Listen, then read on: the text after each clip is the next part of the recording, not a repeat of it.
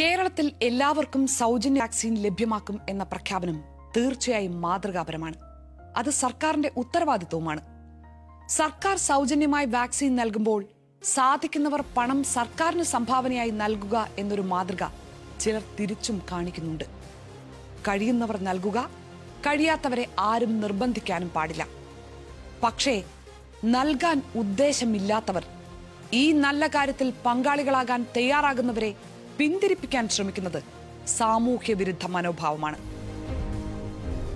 വൈറസിനെതിരായ പോരാട്ടത്തിൽ ഇന്ന് മനുഷ്യരാശിക്ക് മുന്നിലുള്ള ഏറ്റവും വലിയ തുണ വാക്സിനുകളാണ്.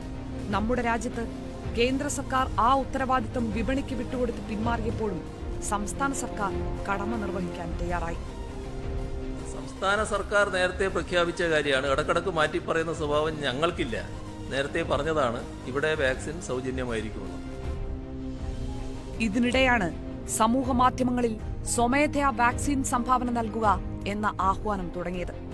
വളരെ പെട്ടെന്ന് തന്നെ ഒരു ദിവസം കൊണ്ട് 1 കോടിയിലേറെ രൂപ സംഭാവനയായി എത്തുന്ന സാഹചര്യവും ഉണ്ടായി. ഈ പണം ആവശ്യമാണെന്ന് ധനമന്ത്രി സാക്ഷ്യപ്പെടുത്തുന്നുമുണ്ട്.